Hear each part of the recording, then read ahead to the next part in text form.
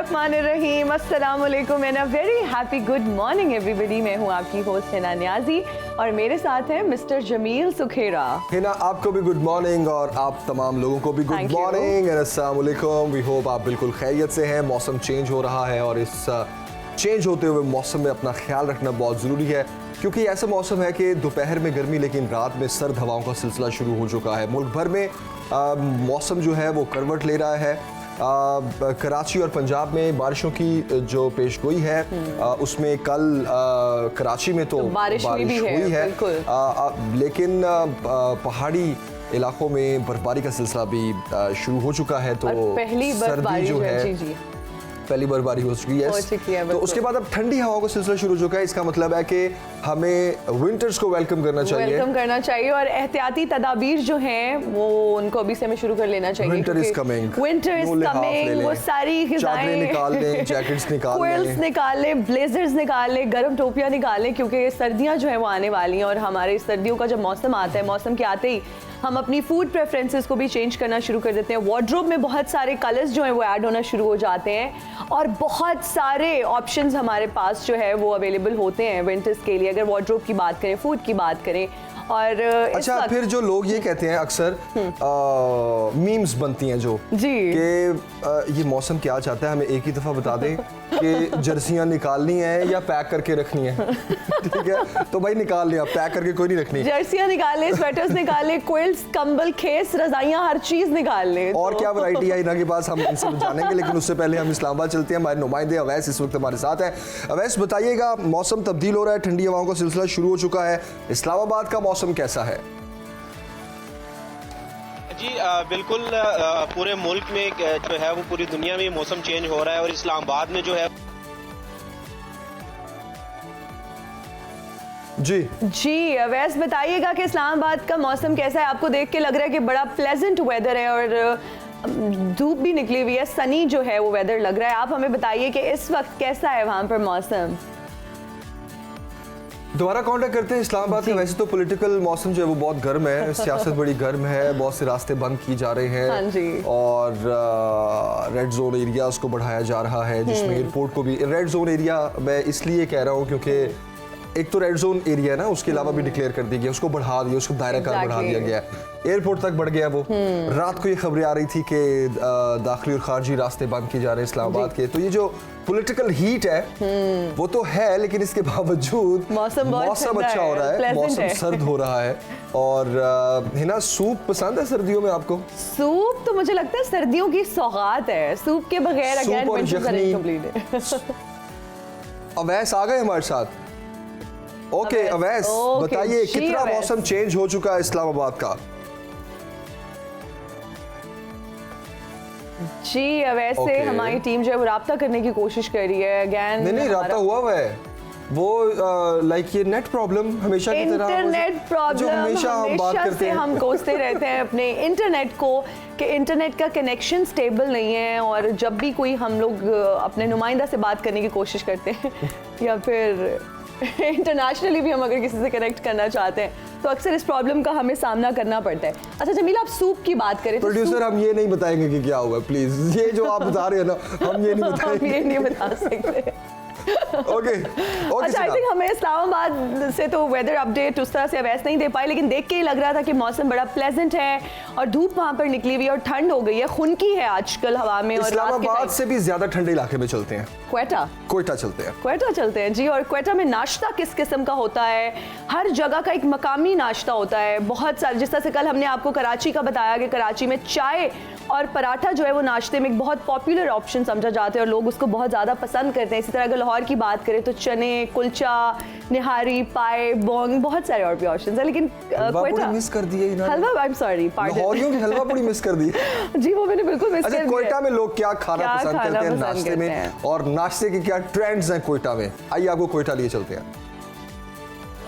जी बिल्कुल है, कोयटा के शहरी रवायती नाश्ता ज़्यादा पसंद करते हैं, जिनमें यहाँ पर चना है, पराठा है, यहाँ पर अंडा फ्राई है, साथ ही साथ यहाँ पर जो पाए है खसूसी तौर पर बनाए जाते हैं, ये जो है ज़्यादा यहाँ पर शहरी पसंद करते हैं। यहाँ पर लियाकत बाज़ार के साथ ही शारा है जो यहाँ पर नाश्ते के हवाले से मशहूर है। यहाँ पर जो है तरह तरह की नाश्ते हैं, हलवा पूरी भी है, लेकिन हम देखते हैं कि ज़्यादातर कोयटा के शहरी जो रवायती जो हलवा पूरी है ये जो है ज़्यादा पसंद करते हैं। यहाँ पर जो है शहरियों की भी बड़ी तादाद मौजूद, हम इनसे भी बात करते हैं। अच्छा बताएं, आप नाश्ते में क्या पसंद करते हैं? इसलिए करते हैं कि ये माशाल्लाह चने भी अच्छे हैं, पाया भी अच्छा है, पूड़ी भी अच्छी है माशाल्लाह। इधर जो है ना खाना पीना लोग दूर से आते हैं कि ये मशहूर चने हैं, बिल्कुल अच्छे चने, इसलिए घर में हम पसंद। पूड़ी चाय पराठा सर्दी में वैसे भी अक्सर लोग इसी का नाश्ता करते हैं, छोटे पाए का, और दोपहर में करते हैं बड़े पाए होते हैं, उजली माछ दाल चने। नाश्ते में जो उनसा छोटे पाए का नाश्ता इसलिए करते हैं सर्दी होता है, ज़्यादा कोटे वाले छोटे पाए पसंद करते हैं, चने पसंद करते हैं, और हलवा पूड़ी चाय पराठा ज़्यादातर यानी कि चने और हलवा चलते हैं। हमारे साथ मौजूद थे, इनका भी यही कहना है कि लोग ज़्यादातर यहाँ पर जो है रवायती जो नाश्ता बनता है चना और पराठा और इसी तरह जो है ख़ासकर पाए यहाँ पर ज़्यादातर लोग जो है पसंद करते हैं। लोग यहाँ पर दूर दूर से भी आते हैं नाश्ता करने के लिए, खसूसी भी आते हैं, दोस्तों के साथ आते हैं। ख़ासकर यहाँ पर जो है लोग ज़्यादातर पैक करवा के घरों को ले जाते हैं। तो लोग कहते हैं कि यहाँ पर जो शहरी है वो नाश्ता ख़रीदने वाले कहते हैं कि घरों से ज़्यादा यहाँ पर जायकादार बनते हैं, जिस वजह से यहाँ से वो ख़रीदारी करते हैं। जी, घरों से ज़्यादा पाए जो है वो मज़ेदार यहाँ से मिलते हैं, क्वेटा के डिफरेंट होटलों से मिलते हैं। और पाए में भी फिर वैरायटी है, छोटे पाए, बड़े पाए। तो छोटे पाए जो है वो क्वेटा के लोगों को बहुत ज़्यादा मेरे भी पसंद फेवरेट है है। वैसे छोटे पाए। अच्छा, मैंने वैसे सुना कि पाए छोटे नहीं मज़ेदार होते, अगर पाए आपने खाने हैं तो बड़े पाए खाने। पाए के जो शौकीन लोग हैं ना वो यही कहते हैं पाए तो बड़े ही होते हैं। बड़े ही होते तो यार हैं, छोटे भी तो पाए छोटे होते के हैं। कोई पाए नहीं छोटे होते। भी पाए होते हैं। हाँ होते तो है, नो डाउट, छोटे लेकिन पाए भी होते अगेन फूड चॉइसेस है ना, किसी को बड़े पाए पसंद है, किसी को छोटे, लेकिन क्वेटा के लोगों को छोटे पाए पसंद है। और लाहौरियों को हर किस्म के पाए हर किस्म के पाए। जी। अच्छा जनाब, जॉन एलिया की आज बरसी है। 8 नवंबर 2002 को उनकी वफ़ात हुई और पूरे बर्रे सगीर में पाए के शायर माने जाते हैं। और ये एज़ाज़ पाकिस्तान को रहा क्योंकि पार्टीशन के बाद वो पाकिस्तान आए और बाकी की तमाम ज़िंदगी उन्होंने पाकिस्तान में गुजारी। तो अभी उनके बारे में थोड़ी डिटेल्स आपके साथ शेयर करते हैं। जॉन एलिया ने महज 8 साल की उम्र में शायरी शुरू की और फिर जब जवान हुए तो मुशायरों की ज़रूरत बन गए, मगर उनका पहला शेरी मजमुआ 60 साल की उम्र में रिलीज़ हुआ। 1990 में वो शाया हुआ। जी, और जॉन एलिया का एक बहुत ज़बरदस्त शेर है, मुझे बहुत ज़्यादा पसंद है और वो शेर मैं आपको सुनाती हूँ। आपका फेवरेट? मेरा फेवरेट है। ज़रूर। मुस्तकिल बोलता ही रहता हूँ, मुस्तकिल बोलता ही रहता हूँ, कितना खामोश हूँ मैं अंदर से, वाह वाह, कितना खामोश हूँ मैं अंदर से। ये आपका फेवरेट क्यों है ये शेर Hina Niazi? There's no such reason। खामोशी और आपका क्या लेना देना? ये बहुत शेर सारा- आपका फेवरेट क्यों है? क्योंकि मैं एक्चुअली अंदर से बहुत खामोश हूँ। नाइस। और बहुत ज्यादा वक्त मैं खामोश रहती हूँ, टीवी पर तो आकर अब मैं बोलना ही आपको होता है अपना यहाँ पर। फेवरेट शेर सुनाता हूँ। जी, इरशाद जॉन एलिया इरशाद का। इरशाद। मुझसे मिलने को आप आए हैं, वाह वाह वाह वाह। मुझसे मिलने को आप आए हैं, बैठिए मैं बुला कर लाता हूँ। वाह वाह। अच्छा जमील, अब थोड़ा सा इसका मफहूम भी बता दे, कोई इसकी स्टोरी क्यों? ये रिलेटेड टू योर शेर है जो आपको पसंद है। जी जी जी लाइक जी। वो जॉन एलिया जो है वो आपके शेर में ये कहना चाह रहा है कि मैं बोलता रहता हूँ अंदर से मैं उतना ही खामोश हूँ। तो वो जो उनकी शायरी का एक महवर जो है वो लाइक मोहब्बत में नाकामी कह लें या धोखा कह लें, तो वो ये कहना चाह उसी कॉन्टेक्स्ट में आई है कि मुझसे मिलने आए हैं आप, बैठिए मैं बुला कर, तो मतलब मैं वो नहीं हूँ जिनसे आप मिलने आए, वो कहीं चले गए, वो कहीं गुम चले हो गए। गए वाह, वो। वैसे जमील आप इतने जो है ना फिलोसॉफिकल अप्रोच है आपकी, रियल लाइफ में भी जितना आप ये फिलोसॉफिकल शेर मुझे सुना रहे हैं। मैंने जिंदगी में शेर शायरी पढ़ी, इतनी तशरीह करनी पड़ती थी ना जब स्कूल। ओए ओए ओए, वो एक टास्क होता था वैसे स्कूल टाइम में जो। बिल्कुल शेर शायरी समझ नहीं आती थी। अच्छा। लेकिन जब पढ़ना पड़ा और इकबाल के शेर पढ़ने पड़े और उनकी लंबी लंबी तशरीह करनी पड़ी जब जिंदगी में, तब समझ आई कि शेर का मतलब क्या होता है, इसमें शायर कहना क्या चाहता है। खैर जॉन एलिया की तो फिर बात ही कुछ और है। और हमने भी लिटरेचर में पंजाबी पोइट्री हमारा सब्जेक्ट होता था और बाबा बुल्ले शाह और बहुत सारे और भी पोइट्स को हमने पढ़ा, फिर उनको समझा, और जितनी बार भी आप उनको पढ़ते हैं आपको एक नया एंगल जो है ना वो आप डिस्कवर करते हैं और आपको ज़िंदगी के कुछ नए ज़ाविये समझ में आते हैं। तो पढ़ते रहना चाहिए और पढ़ने का अमल जो है वो कभी रुकना नहीं चाहिए। पढ़ाई की बात हो रही है तो जमील थोड़ा सा आपका टेस्ट ले लेते हैं। टेस्ट लेने से पहले हम अवैस के पास चलते हैं जरा। अच्छा, इस्लामाबाद का मौसम जानते हैं, अवैस का एक बार फिर टेस्ट लेते हैं। अवैस, अगर आपको आवाज आ रही है तो बताइए इस्लामाबाद का मौसम कैसा है, और सर्दियों की चूंकि आमद है, सर्दियां स्टार्ट हो चुकी हैं, तो इस्लामाबाद का मौसम कैसा, जरा अपडेट कीजिए। जी बिल्कुल, इस्लामाबाद का जो मौसम है वो तो वैसे ही ठंडा रहता है, लेकिन अभी जब सर्दी आई है और जो गुज़िश्ता एक रोज कबल बारिश हुई है उसके बाद इस्लामाबाद का जो मौसम है वो काफी चेंज हो चुका है। अभी आपको नजर और दिन काफी जो है वो रोशन है सूरज की वजह से, लेकिन यहाँ पर जो ठंडी हवाएं चल रही है ना उससे तक मुझे भी सर्दी लग रही है और जो मौसम है वो काफी चेंज हो चुका है। महकमे मौसमियात ने जो है आइंदा 2 रोज भी जो है बारिश की पेशन गोई की है। उसके बाद जो है इस्लामाबाद का मौसम मजीद ठंडा होने की भी इम्कानात हैं। जो दर्जा हरारत है वो जो ऑलरेडी है 13 सेंटीग्रेड तक पहुंच चुका है, और जब 2 रोज बाद बारिशें होंगी और इस्लामाबाद का मौसम मजीद ठंडा हो जाएगा तो वो आपकी बात है कि जर्सी अंदर रखने की जरूरत नहीं पड़ेगी, हमें जैकेट निकालनी पड़ेंगी, और क्या पता हमें जब बारिश हो तो टोपियां भी निकालनी पड़े इसके लिए। All right, okay. अच्छा वैसे सियासी मौसम कैसा है इस्लामाबाद का? सियासी मौसम तो गर्म ही है यहाँ का, और जैसे कि आपको पता है अब इस वक्त जो है वो सारी सिचुएशन आपके सामने है। सियासी मौसम सियासी तौर पे तो जून जुलाई चल रहा है इस्लामाबाद में, लेकिन अगर हम ओवरऑल बात करें तो ये इस वक्त दिसंबर है और नवंबर है और यहाँ पे काफी सर्दी है, और जो सूरज है वो काफी खुशगवार फीलिंग देता है आपको, क्योंकि तेज हवाओं की वजह से जो है वो ठंड फील होती है, और जब बारिशें होंगी तो उसके बाद जो है मजीद यहाँ पे सर्दी बढ़ जाएगी। जी बिल्कुल ऐसे ही है, और बहुत अच्छा आपने कंपैरिजन किया है अवैस कि सियासी मौसम तो जून जुलाई वाला है, बल्कि जून जुलाई में भी वो लुओं वाला मौसम नहीं, वो जो हब्स हो जाती है ना, जब सांस आना भी बंद हो जाता है, वो मरी में बर्फबारी कब हो रही है अवैस? महकमा मौसम महकमे मौसमियात का यही कहना है कि जो मरी में बर्फबारी है वो दिसंबर के आखिर में शुरू होगी, और इसके अलावा जो पाकिस्तान के बलाई हिस्से हैं जिस तरह से नारान का गान है और गिलगित बल्तिस्तान है या स्कर्दू वाली साइड है, वहां पर तो ऑलरेडी बर्फबारी शुरू हो चुकी है, और जो सर्दियों की पहली बर्फबारी है वो तो ऑलरेडी वहां पे शुरू हो चुकी है, और जो रास्ते हैं वो भी टूरिज्म के लिए बंद होना शुरू हो गए, क्योंकि काफी लोग जो हैं वो यहाँ से जो पंजाब साइड के यहाँ जो सिंध साइड के लोग हैं वो बर्फबारी इंजॉय करने के लिए इन इलाकों का रुख करते हैं, लेकिन जो टूरिज्म है वो अभी बंद होना शुरू हो रहा है, क्योंकि बर्फबारी की वजह से रास्ते भी बंद हो जाते हैं और लैंडस्लाइडिंग का खतरा भी होता है, तो वहां पर जो है बर्फबारी के बायस रास्ते बंद होना शुरू हो गए, और जो मजीद वहां पे बर्फबारी होगी उसके बाद जैसे जैसे सर्दी बढ़ती जाएगी बर्फबारी भी होती जाएगी, और मौसम भी जो है वो वहां का ठंडा होता जाएगा, और वहां पर जो बर्फबारी होगी और जो मरी में बर्फबारी होगी उसकी वजह से इस्लामाबाद का मौसम भी मजीद ठंडा होगा। जी ओके अवैस, बताइएगा कि टूरिस्ट के लिए कोई एहतियाती तदाबीर बताई जा रही हैं गवर्नमेंट की तरफ से, किस तरह से फैसिलिटेट किया जा रहा है टूरिस्ट को? जी टूरिस्ट को तो यही है कि जो आपके जो मैसेजेस चलते हैं उससे तो यही है कि जैसे ही बर्फबारी स्टार्ट हो तो आप जो है वो अपने गर्म कपड़े निकाल कर अगर आप उन इलाकों में जाना चाहते हैं और बर्फबारी एंजॉय करना चाहते हैं तो सबसे पहले जो है वो आपको अपनी सेहत अजीज है, सेहत का ख्याल रखें। जैसे कि पिछले साल आपको पता है मरी में एक बड़ा नाखुशगवार वाकया पेश आया था जिसमें काफी लोग जो है वो बेचारे अपनी जानों से हाथ धो बैठे थे। तो इस तरह की सिचुएशन में हुकूमत जो है वो सिर्फ पैगाम दे सकती है, जो अमली जामा है उसको हम लोगों ने पहनाना होता है और जो टूरिस्ट है उन्होंने पहनाना होता है।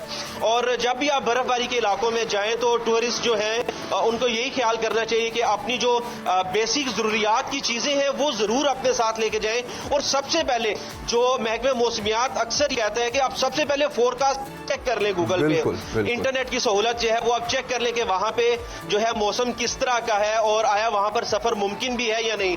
हमारे जो यहाँ पर लोग हैं वो सबसे बड़ी गलती ये करते हैं कि वो फोरकास्ट चेक नहीं करते और वहां पर चले जाते हैं, जिसके बाद जो है वहां पर उनको मुश्किलात का सामना दरपेश आता है। एग्जैक्टली। ओके वैस, मौसम की तो बात हो गई, बस मैं आखिरी सवाल आपसे जानना चाहूँगा, कुछ रास्ते बंद होने की खबरें हैं, इस्लामाबाद के दाखिली खारजी रास्ते हैं या अंदर से कुछ डाइवर्जन्स हैं, क्या ऐसा है या नॉर्मल लाइफ इस टाइम चल रही है इस्लामाबाद में? जी, इस्लामाबाद के अंदर जो है वो बिल्कुल नॉर्मल है, रास्ते तमाम खुले हुए हैं, के जो दाखिली और खारजी रास्ते हैं उनको बंद कर दिया गया है, क्योंकि जो पीटीआई की जानिब से जो इनकी एहतजाज चल रहे हैं उसके पेश नज़र जो है वो जो इस्लामाबाद के दाखिली रास्ते हैं, जिनमें अगर मैं जिक्र करूं तो मोटरवे का रास्ता है, M2 है, और अगर आप एक्सप्रेस वे से बात करें तो टी चौक है जो रवात वाली साइड पे आता है, वहां पर जो है वो कंटेनर्स लगाकर जो है वो एहतियाती तौर पर फिल वक्त रास्ते बंद हैं, क्योंकि जो एहतजाजी हैं, जो एहतजाज करने वाले उनके इस्लामाबाद आने से इस्लामाबाद पुलिस की कोशिश है कि रोका जाए और जो अमन और अमान की सूरत हाल है इस्लामाबाद में बरकरार रखी जाए, जिसकी वजह से जो है कुछ रास्ते जो है बंद है, लेकिन जो इस्लामाबाद के अंदर तमाम शाहराएं हैं वो खुली हुई हैं। हाँ, अगर रावलपिंडी की हम बात करें तो रावलपिंडी के कुछ ऐसे इलाके हैं जो अभी भी बंद है, जिस तरह से मरी रोड पे गुज़िश्ता रात जो है वो एहतजाज पीटीआई के जो लोग हैं वो गुज़िश्ता रात से बैठे हुए हैं और उनके लिए तो खैमे भी आ गए थे, तो वो तो खैमे लगाकर वहां बंद है। नवाज शरीफ पार्क के इर्द गिर्द जो जितना भी मरी रोड का एरिया है वो फिलवक्त बंद है और जो बाकी रास्ते हैं वो आम ट्रैफिक की आमदरफ्त के लिए खुले। बिल्कुल सही वैस, बहुत शुक्रिया, मैं इस्लामाबाद से आपने अपडेट किया कैसा है और इस वक्त एक्चुअल मौसम कैसा है, दोनों से मुतालिक आपने हमें अपडेट किया, बहुत शुक्रिया आपका। What next Hina? What next? अभी तो ब्रेक है, ब्रेक से जब आएंगे तो मैं आपसे एक सवाल पूछूंगी और आपने उसका जवाब देना है। ब्रेक में ही पूछ लेना, हम ब्रेक पे चलते हैं, आमिर से सवाल अच्छा ओके, जमील अगर कह रहे तो मैं पूछ लेती हूँ। जमील, आपके लिए एक सवाल है, वो ये कि वो क्या चीज़ है जो आप अपने दाएं हाथ से पकड़ सकते हैं लेकिन बाएं हाथ से नहीं पकड़ सकते? वो क्या चीज़ है जो आप अपने दाएं हाथ से पकड़ सकते हैं? कोई ऑब्जेक्ट है, कप या कुछ? No, pen? देखिए ऑब्जेक्ट्स तो हम दोनों हाथों से पकड़ सकते हैं। Well, people say common और sense हाथ is not भी- common in common people. और हाथ भी एक दूसरे मतलब दाएं से बायां पकड़ सकते हैं और बाएं से दाएं पकड़ सकते हैं। Yes, objects भी पकड़ सकते हैं। हाँ, लेकिन बाएं हाथ की कोनी आप बाएं हाथ से नहीं पकड़ सकते। अच्छा, ये तो जमील नाज़रीन, ब्रेक लेते हैं, ब्रेक के बाद वापस आते हैं, कहीं नहीं जाना, आपने स्टे विद अस। जमील को जवाब cheating. And we are right back after the break. You're watching सुनो पाकिस्तान, सुबह की हर बात। और अभी बात करते हैं जनाब लॉन्ग मार्च पर जो फायरिंग का वाकया पेश आया, उसके बाद कल अदालत की जानिब से हुक्म दिया गया कि 24 घंटे के अंदर इसका मुकदमा दर्ज किया जाए, FIR दर्ज की जाए, क्योंकि 5 दिन गुजरने के बावजूद भी इमरान खान पर जो हमला हुआ उसका मुकदमा नहीं दर्ज किया गया, जिसके बाद अदालती हुक्म के बाद बिलाखिर कल ये FIR दर्ज हुई, लेकिन इस FIR को माना नहीं जा रहा PTI की जानिब से। क्यों नहीं माना जा रहा, और इससे पहले जो दरख्वास्त दी गई थी, इस सारे मामले पर बात करने के लिए ब्यूरो चीफ लाहौर नसीम सिद्दीकी साहब इस वक्त हमें ज्वाइन कर चुके हैं। नसीम साहब, गुड मॉर्निंग, कैसे हैं आप? और सबसे पहले तो ये ज़रा थोड़ी डिटेल बताइए कि FIR दर्ज हो गई लेकिन उसको अब माना नहीं जा रहा, क्या इसलिए क्योंकि जो नाम दिए गए थे वो नाम शामिल नहीं है इस FIR में? वेरी गुड मॉर्निंग और थैंक यू वेरी मच। देखिए, जिस वक्त ये वक़ुआ पेश आया उसके फौरन बाद ही PTI की क़यादत में और इमरान खान साहब ने ये कहना शुरू कर दिया कि उसमें 3 नाम शामिल किए जाएं, जिसमें वज़ीर आज़म शहबाज शरीफ का नाम था, वज़ीर दाखिला राना सनाउल्लाह का, और इदारे से एक सरबराह उनका नाम भी दिया जा रहा था, जिसकी वजह से FIR नहीं काटी जा रही थी, क्योंकि ये जो नाम दिए जा रहे थे ये उनका अपना शक व शुबा था या वहम था, इसका कोई सबूत उनके पास नहीं था। और जबकि जाए वक़ुआ से जो मुल्जिम गिरफ्तार हुआ था जिसने फायरिंग की थी वो सबके सामने था, तो इसकी वजह से काफ़ी प्रॉब्लम्स आ रही थी और कोशिश हो रही थी कि कोई एमिकेबली FIR काट दी जाए वक़ुए की और इन लोगों का नाम उसमें ना डाला जाए।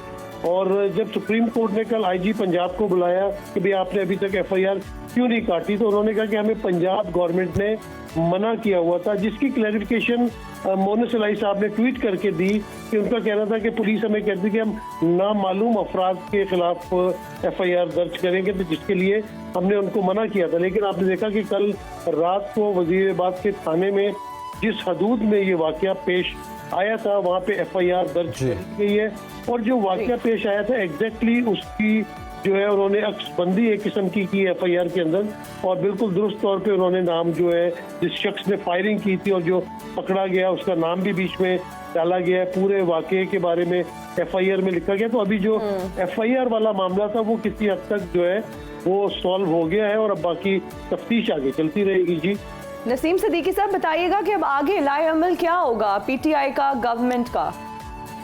देखिए, PTI तो अपना एहतजाज जारी रखेगी। उनका तो फवाद चौधरी साहब ने कल ट्वीट किया था कि अगर तो इन्होंने हमारे कहने के मुताबिक FIR ना काटी तो हम इस FIR को एक कागज का टुकड़ा समझेंगे। जबकि हुकूमत ने एक जुडिशल कमीशन की बात की है और सुप्रीम कोर्ट से रिक्वेस्ट की है कि एक फुल बेंच जो है वो इंक्वायरी इसकी बनाई जाए।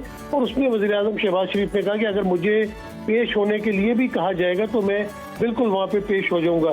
तो अब ये है कि FIR कटने के बाद अब पुलिस जो है इस पूरे वाक़े के ऊपर तफ्तीश करेगी, अपने सारे तौर तरीके इस्तेमाल करेगी, जो मुल्ज़मान गिरफ्तार हैं उनके बयान लेंगे और उसके बाद अपनी तफ्तीश को आगे बढ़ाएंगे। और उसके बाद ये केस जो है वो अदालत में चला जाएगा और अदालत में अगर फुल बेंच बन जाता है या चीफ जस्टिस सुप्रीम कोर्ट के जो है वो कोई भी बेंच बनाते हैं तो उसके सामने जब पेश किया जाएगा तो फिर अदालत में ये केस तमाम चलेगा, गवाह पेश होंगे, सबूत पेश होगा और फिर मामला आगे बढ़ता चला जाएगा और उसका फिर फैसला भी आ सकता है। जी अच्छा, लॉन्ग मार्च का मुस्तकबिल क्या देख रहे हैं आप?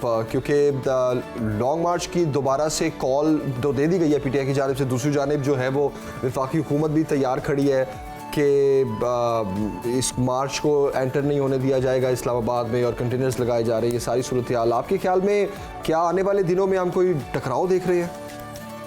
जी बिल्कुल, देखें पाकिस्तान में पोलराइजेशन सियासी पार्टियों के दरमियान बहुत ज़्यादा बढ़ गई है और उसका शाखसाना आपने देख लिया कि इमरान खान साहब के ऊपर एक अटैक भी हो जाता है। तो लॉन्ग मार्च जो है पहले इमरान खान ने ऐलान किया था जब उनको शौकत खान मेमोरियल हॉस्पिटल से डिस्चार्ज किया गया था कि वो लॉन्ग मार्च जारी रखेंगे मंगल से और उसकी क़यादत जो है वो शाह महमूद कुरैशी और असद उमर करेंगे। लेकिन कल आपने देखा कि 2 दफ़ा डेट को चेंज किया गया। पहले कहा गया कि ये बुध से शुरू होगी और फिर फाइनली बताया गया कि ये जुमेरात से लॉन्ग मार्च उसी जगह से शुरू होगी जहाँ पर PTI के चेयरमैन इमरान खान साहब के ऊपर हमला हुआ था। मुझे इसकी वजूहत से थोड़ा सा ये लग रहा है क्योंकि देखें पूरी पब्लिक दुनिया इमरान खान साहब को देखने के लिए निकलती है, उनकी एक सेलिब्रिटी की हैसियत है, वो एक पाकिस्तान की सबसे बड़ी पार्टी के लीडर हैं सॉरी, लोग उनको सुनना चाहते हैं।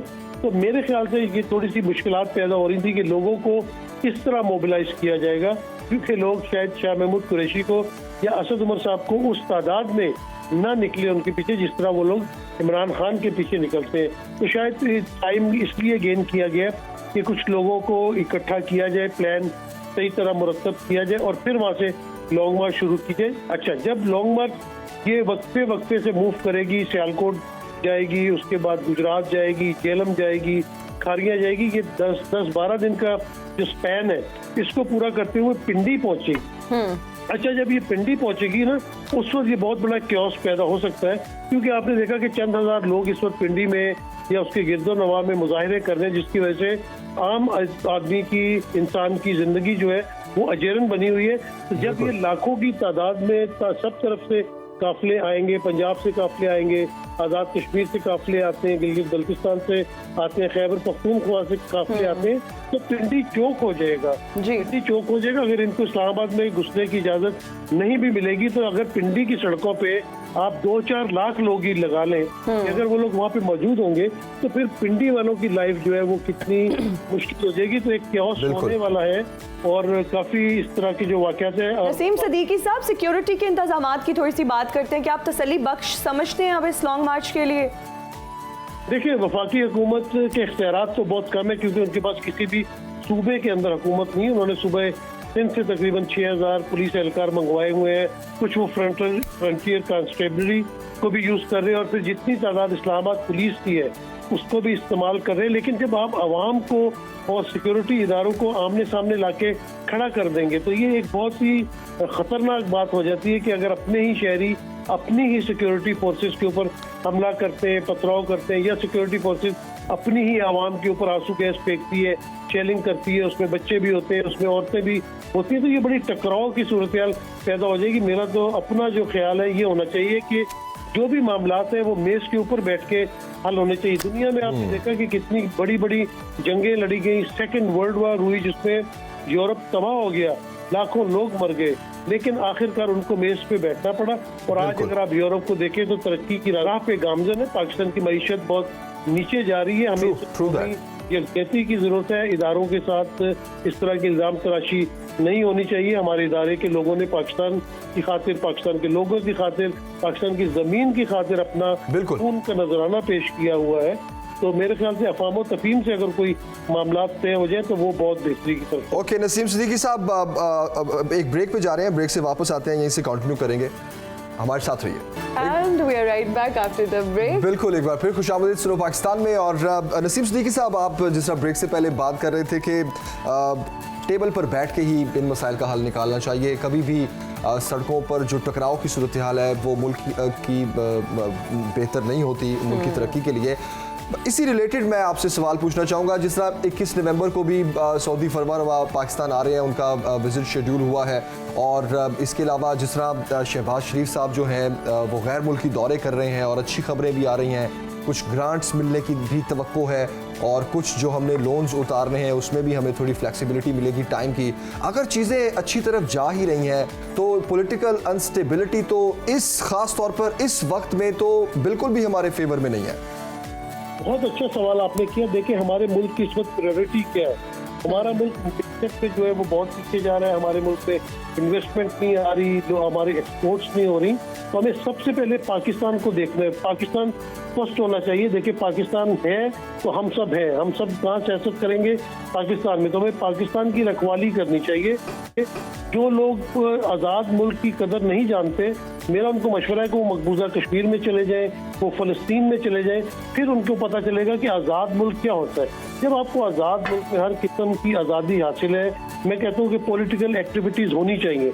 ये हर पॉलिटिकल पार्टी का हक बनता है। लेकिन जिस तरह पोलराइजेशन हो गई हुई है और एक दूसरे के ऊपर हमले हो रहे हैं, वहाँ पे थोड़ा सा दोनों को दो कदम पीछे हटना चाहिए। पाकिस्तान की बेहतरी के लिए सोचे। अगर आप जो आपकी पार्लियामेंट की जंग है, पार्लिमानी जंग है, वो आप पार्लियामेंट में लड़े। देखिए, इमरान खान साहब अगर पार्लियामेंट में मौजूद होते तो वो वहाँ पे अपोजिशन लीडर होते, वहाँ पे खड़े होके वो 2-2, 3-3 घंटे अगर तकरीर करते तो वो ऑन रिकॉर्ड भी आती और सबको ये बातें मालूम होती। और ये जो रोड्स के ऊपर क्योस हो रहा है, कम से कम ये नहीं होता। देखें, लॉन्ग मार्च हुई, लॉन्ग मार्च बीच में रुक गई, लेकिन हमारी बड़ी प्यारी साथी सदफ अपनी जान से हाथ धो बैठी। उसकी बच्चों को वहाँ कोई वापस लाके नहीं दे सकता। कल एक पीटीआई का कारकुन करंट लगने से वो जाँ बाग हो गया, उस बेचारी की जिंदगी वापस नहीं आ सकती। हमने बाहर के मुल्कों में भी देखा है, इलेक्शन कैंपेन्स चल रही होती हैं, लेकिन इतनी पोलराइजेशन नहीं होती कि एक दूसरे को मार धाड़ हो रही हो। अगर आप पार्लियामेंट की जंग पार्लियामेंट में रखें, सियासी जंग सियासतदानों तक महदूद रखें। देखिए, जब आप इदारों के लोगों को इन्वॉल्व करते हैं ना, तो जो हमारे फौजी जवान इस वक्त बॉर्डर पे मौजूद हैं वो बड़े डिमोरलाइज होते हैं।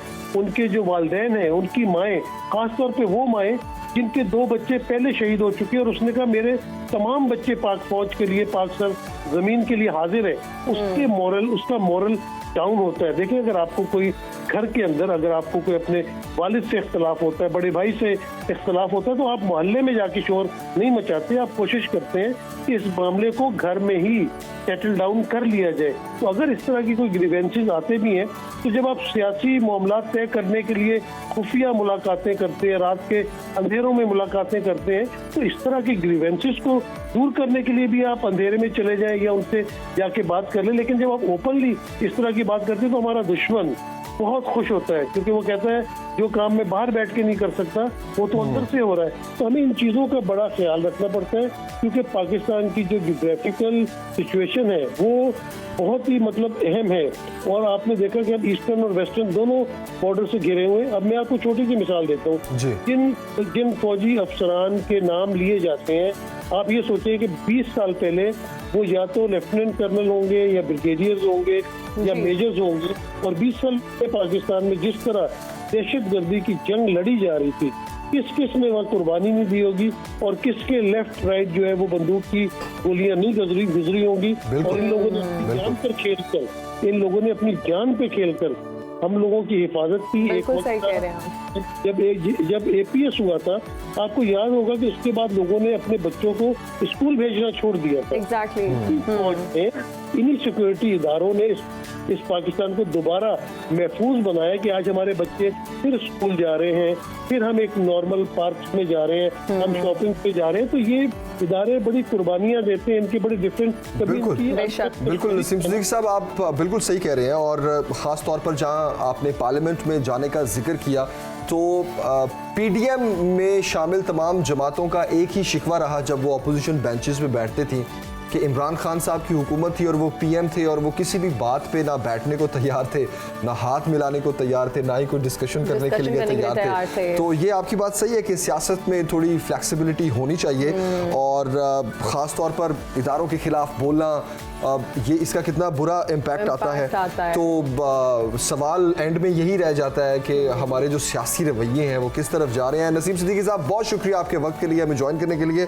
और जिस तरह नसीम सिद्दीकी साहब बता रहे थे कि लेट्स सी कि अब ये जो मार्च स्टार्ट होगा, क्या टकराव की सूरत हाल बनती है, खासतौर पर अभी से जिस तरह कुछ दाखिली और खारजी रास्ते बंद हो रहे हैं इस्लामाबाद के, और पिंडी में चूंकि ये एक हुजूम सारा इकट्ठा होगा। ये जो लॉन्ग मार्च है, सॉरी फॉर माय वर्ड्स, हुजूम मैंने कह दिया, जो PTI के सपोर्टर्स हैं, वोटर्स हैं, वो मुझसे खफा ना हो जाएं ये वर्ड बोलने पे। तो जो लॉन्ग मार्च है वो रावलपिंडी में बेसिकली इकट्ठा होगा, वहां से ये हुजूम फिर इस्लामाबाद में एंटर होगा। तो ये थी अब तक की सूरत हाल लॉन्ग मार्च के हवाले से और FIR के हवाले से हमने आप तक। और अब हम आएंगे कुछ इंटरेस्टिंग न्यूज़ की तरफ। माहौल थोड़ा अच्छा करते हैं और हम आपके साथ कुछ इंटरेस्टिंग न्यूज़ शेयर करते हैं from all over the world. दुनिया भर में क्या हो रहा है, सबसे पहले हम आपको बताते हैं जी, फ्रांस की एक मॉडल ने इस्लाम कबूल कर लिया है। और उनकी रिसेंटली एक वीडियो भी हमने इंस्टाग्राम पर देखी जब उन्होंने अपलोड की, और उनका कहना है कि मुझे बहुत सुकून मिलता है।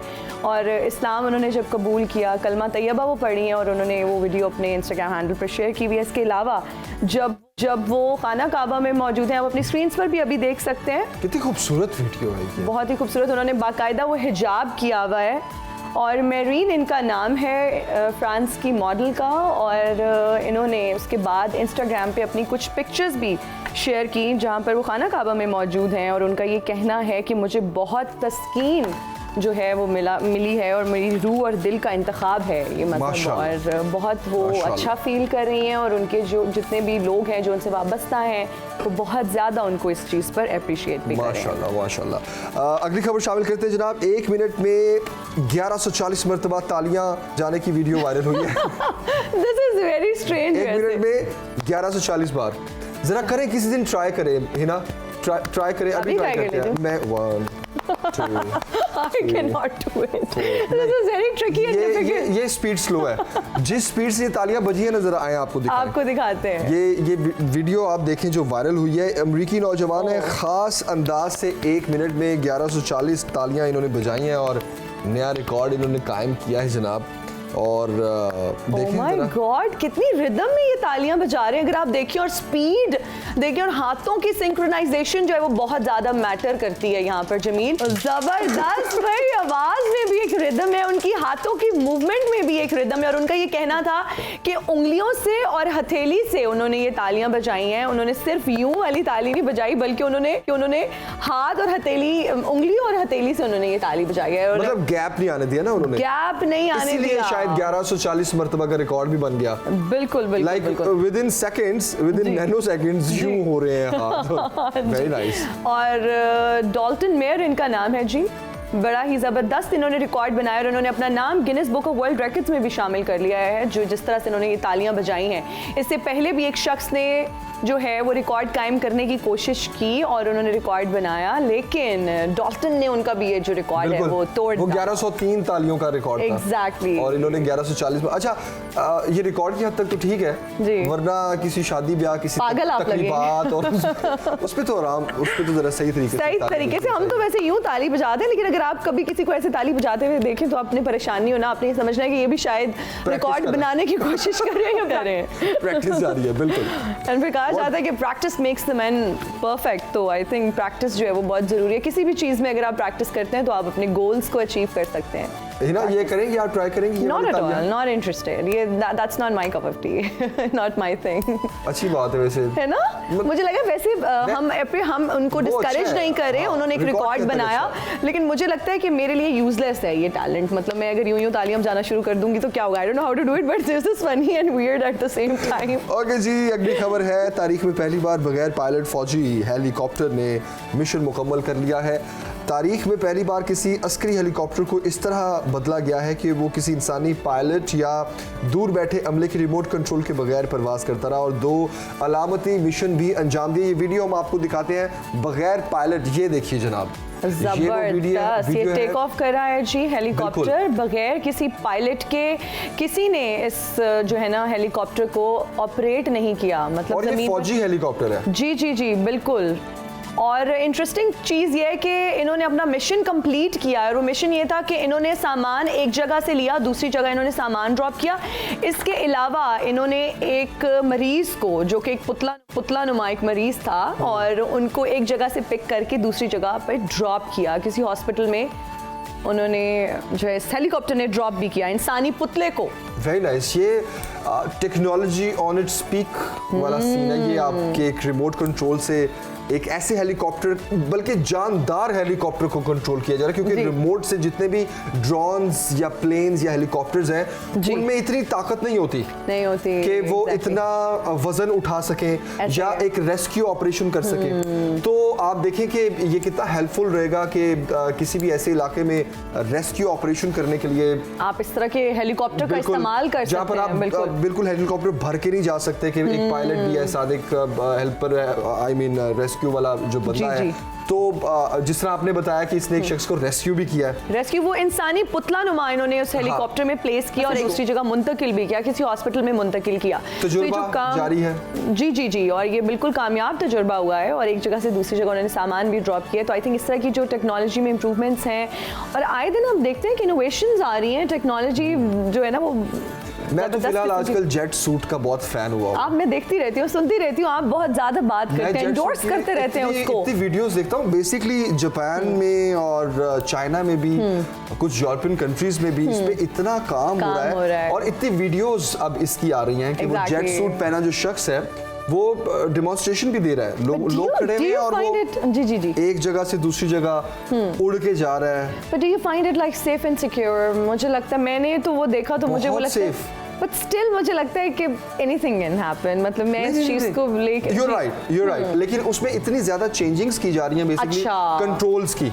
ओके, इतनी चेंजिंग्स की जा रही है। ऐसा नहीं है कि आप उड़ रहे हैं और आपको एक रिमोट भी ऑपरेट करना है, ऐसा नहीं है। अब उसमें इतनी चेंजिंग्स आ रही हैं कि बेसिकली आप जिस तरफ भी टिल्ट करेंगे जी, ठीक है, या हाथों के कंट्रोल से जो है ना वो आप फ्लाई करेंगे, उसकी मूवमेंट को आप कंट्रोल कर सकते हैं। अच्छा, इस तरह की चीज़ें जब हम देखते हैं, और रोबोट्स की जब हम बात करते हैं, रोबोट्स में इतनी इनोवेशन आ गई है कि अब कुक जो है वो रोबोट्स की शक्ल में हमें मिलेंगे कि आप उनमें फीड कर देंगे कुछ रेसिपीज, आप उनको बता देंगे कि ये मेन्यू, और वो आपके लिए खाना बनाएंगे और आपके घर में सर्व करेंगे, हमारे लिए नहीं।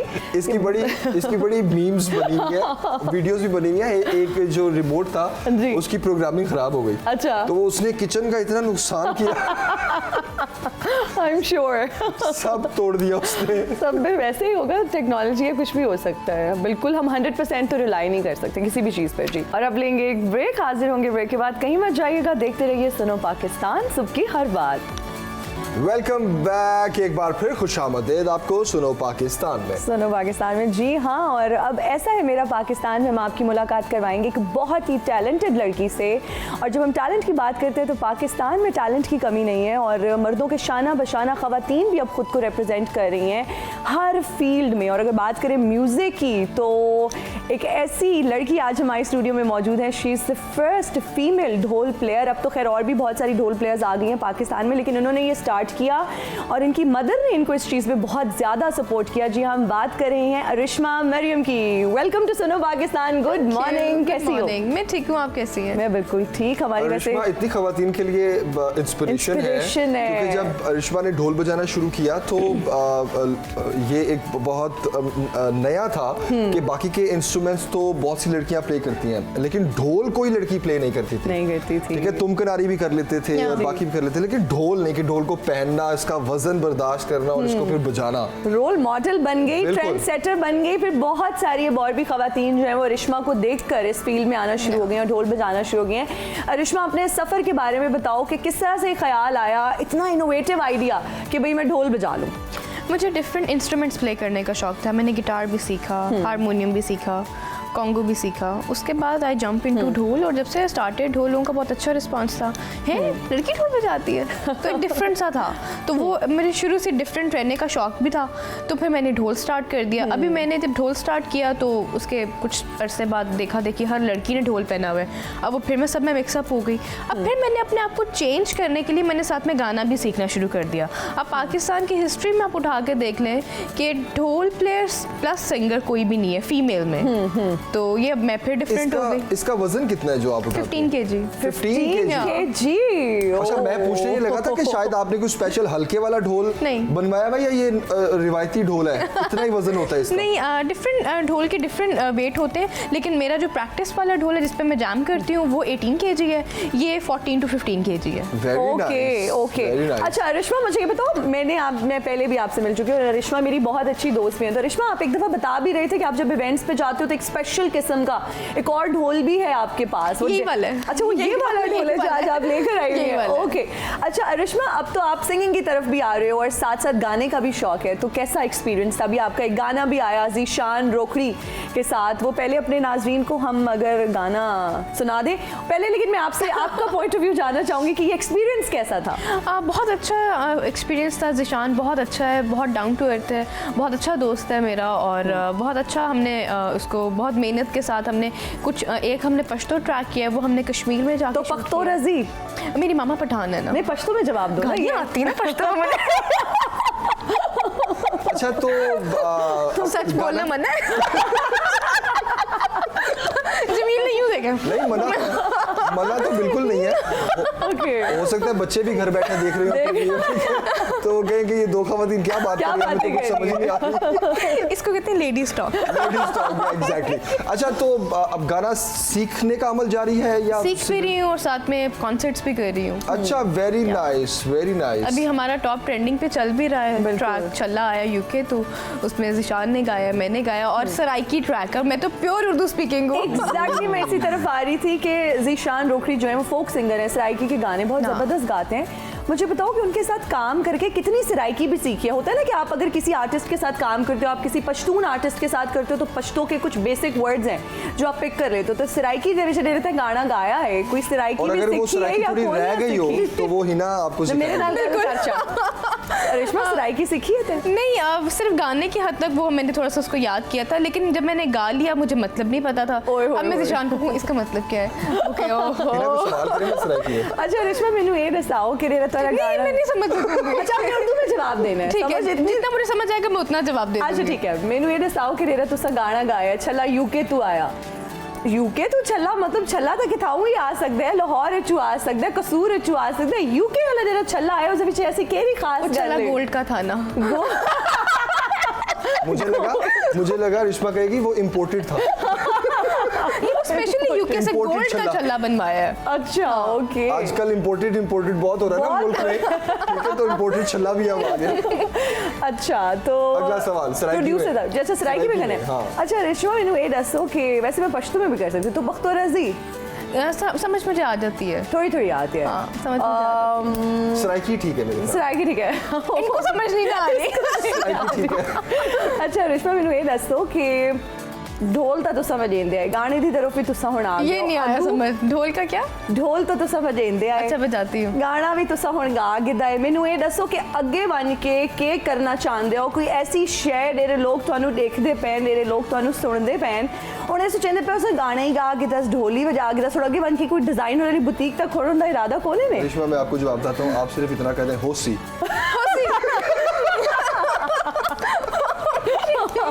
बीच में आधी बात मुझे समझ आई, आधी बात नहीं आई। अच्छा, मैं पूछना चाह रही हूँ आगे फ्यूचर प्लान्स क्या है? क्या कोई बुटीक बनाने का है? लाइफ देखें टर्न लेती रहती है, कुछ पता नहीं होता फ्यूचर का, क्या बंदा क्या से क्या प्लान कर लेता है, तो कुछ पता नहीं होता। ये भी अकॉर्डिंग टू ट्रेंड होता है, जहां से पैसा ज्यादा ना बिल्कुल उस तरफ इंसान चल सकता है। तो बहुत नॉर्मल है, ठीक है। जहाँ देखिए मार्केट का ट्रेंड है जी। और जहाँ से ज्यादा पैसा मेरी मदर टेक्सटाइल डिज़ाइनर हैं और हमारा आउटलेट रहा है, लेकिन अभी तो मेरे पास शोज़ इतने सारे हैं कि टाइम ही नहीं होता। अच्छा, शोज की बात करें, मुझे ये बताओ कि इतने ज़्यादा इवेंट्स किए होंगे, इतने ज़्यादा शोज किए होंगे, किस जगह के लोगों ने सबसे ज़्यादा मुतासिर किया, किनका रिस्पांस बहुत अच्छा था कि जब आपने ढोल बजाया तो वो सारे लोग झूम उठे? आई एम श्योर हर जगह पे लोग बहुत वार्म वेलकम करते होंगे, अच्छा रिस्पांस आता होगा, बट किस जगह के लोगों ने बहुत ज़्यादा मुतासिर किया? मैंने ज़्यादा मेरी जो सीज़न में सिटीज़ होती हैं लाहौर, फैसलाबाद, गुजरांवाला, सियालकोट और इस्लामाबाद, ये मेरी मेन सिटीज़ हैं सीज़न में।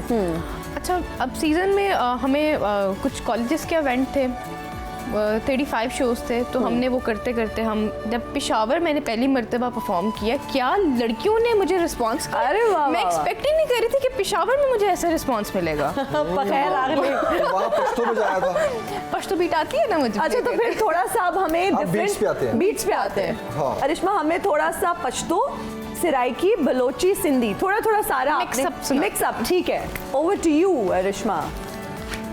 अच्छा, वैसे मुझे लगता आप है ये ही एक DJ हैं। आर्ट है, ये बहुत एक मुश्किल काम है, मतलब अपना वजन तो आपने देखना है, उसके साथ फिर 15 किलो का आपने ढोल जो है ना वो पहन कर ढोल बजाना है। So अच्छा, this ढोल पे is- अरिश्मा भी लिखा हुआ है, वो देखो। अरिश्मा भी लिखा हुआ है, बड़ा स्पेशल ढोल है, बड़े अच्छे तरीके से ये मैं खुद लिखती हूँ, अच्छा, इसके पुड़े मैं खुद तैयार करती हूँ। जबरदस्त। अरिश्मा, तो पहले आप हम शुरू कर रहे हैं पश्तो से। पश्तो से करते हैं। पश्तो से शुरू क्योंकि करते मामा हैं मेरी जी। पठान है और मामा को मेरी पश्तो बीट भी ज्यादा पसंद है। ओके ओके, 1 2 3 गो।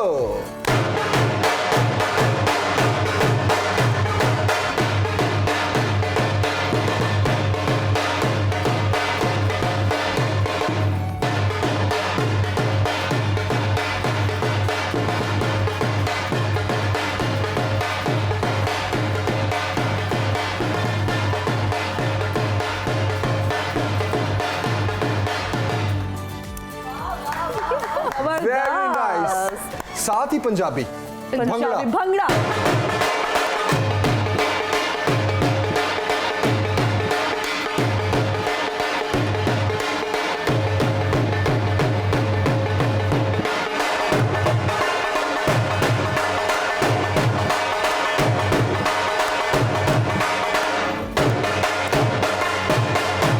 वाह वाह वाह वाह, Very जबरदस्त। अब nice. थोड़ा सा सिराइकी।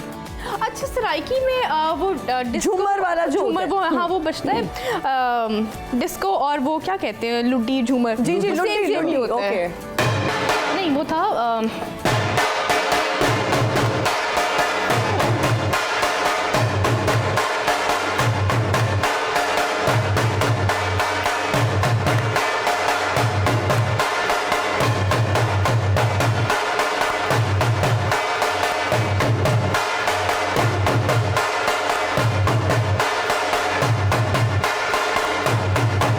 जबरदस्त। और अब आपका फेवरेट? मेरा फेवरेट है धमाल। धमाके करके। ओके। वाओ।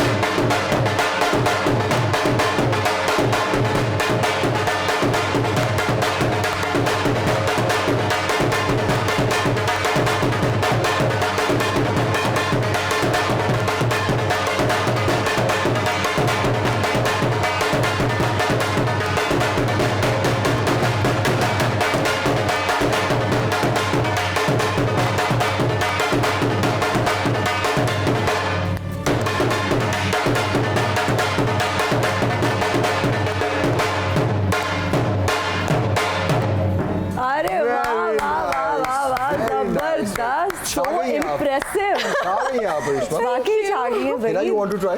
नहीं नहीं, नॉट एट ऑल, वैसे मुझे ही लगता है ढोल बहुत भारी है। It's too heavy for me. मुझे लगा इन्हें तो ये कहेगी शायद ये जो इसकी स्टिक्स है शायद ये भी बहुत भारी है। बहुत भारी है भाई, इनक्रेडिबल, Thank माशाल्लाह you. से, यू आर इमेंसली टैलेंटेड। इतना टैलेंट, और फिर जिस तरह से आपने वो बीट बजाई हर इलाके की, वो रिदम। मुझे बताओ, पर्सनल फेवरेट आपका धमाल है? धमाल है। ओके, इसके अलावा अभी फ्यूचर में किन आर्टिस्ट के साथ कोलैबोरेट करने का सोचती हो? क्योंकि अभी आपने सराइकी सिंगर के साथ कोलैबोरेट किया, क्या कोई पंजाबी गाना भी गाओगी या कोई? और धमाल चूंकि फेवरेट है तो सूफीज़म पसंद होगा आपको, लाइक क्लासिकल सिंगिंग पसंद होगी या? अच्छा, इट डिपेंड्स ऑन मूड। आप मूड के अकॉर्डिंगली हर चीज़ सुनते हैं। कभी हमारा कवाली सुनने को दिल होता है, कभी ट्रांस सुनने को दिल होता है, तो ये सब चीज़ें मूड के अकॉर्डिंग है। एक दो इंडियन सिंगर्स हैं जिन्होंने मुझे कांटेक्ट किया है कोलैबोरेशन के लिए ना, लेकिन अभी हम नहीं प्लान कर रहे हैं बिकॉज अभी ज़िशान के साथ अभी 3-4 गाने भी और आ रहे हैं, तो अभी हमने कुछ भी प्लान तो नहीं किया। थोड़ा गुनगुना के अगर आप हमारे जी अभी मैं सीख रही हूँ। फरमाइश आई है, आपके फैंस की फरमाइश आई है कि ये उनकी आवाज़ ही नहीं आ रही मुझे, आपकी आवाज़ ही नहीं आ रही। वो फैंस की आवाज़ हमें आ रही है। मुझे आपकी आवाज़ ही नहीं आ रही है। फैंस हाँ वो कह रहे हैं, हाँ जी सुनना हाँ, चाहते तो हैं। आप वो जाएं ना यूट्यूब अगर आपके पास वो, मैं अपने प्रोड्यूसर साहब से रिक्वेस्ट करती हूँ कि ज़िशान रोखरी का अगर गाना आप लोग प्ले कर सकते, ओके, वो भी थोड़ा टेक्निकल अगैन रीजंस की वजह से, इंटरनेट ब्राउजिंग एंड बहुत सारे और मसाइले, वरना हम वो प्ले कर देते। अच्छा रिश्मा, मुझे ये बताओ कि कितनी देर लगातार ये ढोल प्ले किया, सबसे बड़ा रिकॉर्ड जो अभी तक का हो? नॉन स्टॉप वेडिंग इवेंट पे मेरी अपेयरेंस होती है 1 hour 30 minutes की। अच्छा, non stop 1 hour 30 minutes Sometimes, अच्छा ओके। कुछ लोग ऐसे होते हैं, मतलब कुछ लड़कियां ज़्यादा, मैं सारे फैमिली इवेंट्स करती हूँ तो लड़कियां ज़्यादा वो करती हैं, नहीं नॉन स्टॉप प्ले करना है, तो फिर नॉन स्टॉप प्ले करना पड़ता है, वरना नॉर्मली बाय पार्ट्स ही होता है। अच्छा, शादियों में बहुत ट्रेंड हो गया कि 2 से 3 जो ढोल हैं वो आपस में बड़ा सिंक होके बज रहे होते हैं, तो वो वाला एक्सपीरियंस भी किया आपने? लाइक मेरे साथ बैंड मेंबर्स होते हैं, हम टोटल 3 ढोल होते हैं। अच्छा। हम पहले घर पे जैम सेशन रखते हैं और हम एक दूसरे की आंख के इशारे पे होते हैं कि हम नेक्स्ट Really? क्या प्ले करना है, क्योंकि क्राउड ये के बहुत अकॉर्डिंग scene होता है है। ना, क्राउड के अकॉर्डिंग प्ले करना होता है कि क्राउड अभी क्या सुनना चाह रहा है, लाउड सुनना चाह रहा है, स्लो सुनना चाह रहा है, रिदम क्या लेना चाह रहा है, भंगड़ा फुल स्पीड में सुनना चाह रहा है, तो वो हमने फिर घर में पूरा मेरा जो ड्राइंग रूम उसको मैंने जैमिंग रूम बना दिया जहाँ पे है, जैमिंग करते हैं आप लोग? उसको पूरा हमने साउंड प्रूफ कर दिया हुआ ओके, है, तो वो फिर हम ज्यादा 2-2 घंटे लड़कियां फैन है आपकी या लड़के? लड़कियां ज़्यादा फैन है क्योंकि मेरे मुझे बातों से लग रहा है कि रिश्मा की मेरे फीमेल ढोल का ये फायदा हुआ है कि हमारी बहुत सारी फैमिलीज ऐसी हैं जो पर्दे वाली हैं, वो मेल ढोल वाले को एंटर नहीं करती हैं, अब वो जहाँ पे बंदियाँ होती हैं वहाँ पे मैं होती हूँ। वाओ, रिश्मा जिंदाबाद। जिंदाबाद, जबरदस्त। ओके रिश्मा, मुझे ये बताओ कि और इसके अलावा किन इंस्ट्रूमेंट्स में इंटरेस्ट है? क्या इसके अलावा जब ढोल से ढोल स्टार्ट किया है ना, मेरा और कहीं माइंड जाता ही नहीं है, क्योंकि ये एक खुद इतनी मेहनत वाली चीज़ है कि अब मैंने अपनी सिस्टर को कहा कि यार तुम भी सीखो, तो हम मतलब बैंड मिलके बना लेते बजाएंगे, हैं, हाँ। बैंड बना लेते हैं, डिफरेंट होगा, 2 बंदियाँ प्ले कर रही हैं, एक दिन उसे सीखा, कहती ये तुम्हारा ही काम है, तुम सीखो, मुझसे नहीं होता। तो ये सारी बात इंटरेस्ट की तो है। कितनी देर इसकी भी क्या रियाज करना पड़ता है, प्रैक्टिस करनी पड़ती है? दिन में कितने घंटे आप देती हो इसकी प्रैक्टिस के लिए? जब फ्री होती हूँ तब तो मैं आधा घंटा करके 2-3 घंटे में प्रैक्टिस करती हूँ, जब बिजी होती हूँ फिर 10 मिनट्स ही, ज़्यादा नहीं। अच्छा, 10 मिनट्स इज दैट इनफ? मतलब 10 मिनट में प्रैक्टिस सेशन जो होता है, प्रैक्टिस जरूरी होती है ना, जैसे आप प्रैक्टिस छोड़ते हैं तो आप 1 हफ्ता पीछे चले अच्छा, जाते जब हैं। आप ये ढोल बजाते हो साथ साथ गाने का भी आप वो रियाज वगैरह जिसको बोलते हैं आप करते हो? नहीं, ढोल की प्रैक्टिस बिल्कुल अलग है, गाने की बिल्कुल गाने की अलग है। गाने की तो गाने के लिए तो हारमोनियम पे ज्यादा होती है। टाइम चाहिए होता है, नो? गाने के लिए ज़्यादा टाइम चाहिए। अच्छा तो स्टूडेंट्स भी हैं आपके सीखने नहीं भी नहीं, आते मेरी हैं? मुझे लड़कियां कांटेक्ट करती हैं, तो अगर कुछ सीखना चाहे आपसे? मैं कहती हूँ मेरे सर से सीखें आप, क्योंकि मैं अभी इस अच्छा। काबिल नहीं समझती अपने आप को कि मैं किसी को सिखाऊं, तो मैं कहती हूँ सर आप सिखाएं। Who's your teacher? Sir Imran. Sir Imran से आपने क्विकली अगर आपसे पूछा जाए कि अच्छा कैसे इस स्टिक्स को बजाना है, क्या डायनामिक्स हैं इसके, कैसे बजाते हैं? मतलब ये डगा है और ये तीला है। ये तीला है और ये डगा है। अच्छा, डगा तीले है। से इतनी आवाज आती है?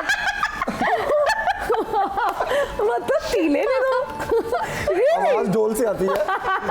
तीला जरिया है उस आवाज का, और तीले में भी जान होती अच्छा, ये है। जो डगा इसको बोलते ये हैं? डगा। डगा इज फॉर बेस, डगा बेस के लिए होता है, वाह वाह। और और वो ये beat किनारी के लिए। किनारी के लिए होता है, और बजाने के लिए भी वो किनारी पे ही और बजना है, वो सेंटर और बजाने के लिए बहुत दिमाग चाहिए और इंटरेस्ट चाहिए।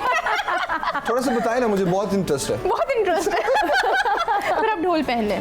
मैं ढोल पहनूं? वैसे जमील, why फिर आप don't you try? बताएंगी मुझे हाँ कि- जी, please let's try Jameel, let's try, please please please. Seriously you can try मुझे ढोल, मतलब मुझे पहनना नहीं प्लीज आता। Please please try. मैं बताती हूँ। ओके ये लें। ओके, वो भारी है। Oh wow. अच्छा तो ये किस तरफ पहनना है? पहनो गले में। नहीं बैक की तरफ पहनना हाँ है। जी, हाँ जी, बैक की तरफ आपने इसको पहनना है। हाँ जी, Jameel, tell me how do you say feel? निकाल लें। हाँ ऐसे। हाँ जी। ओए होए होए। आओ जी। अच्छा, ये तीला है ये है ओके, और ये डगा है।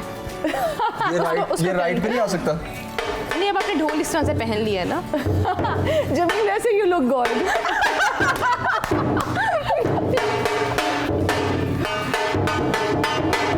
क्या चीज़?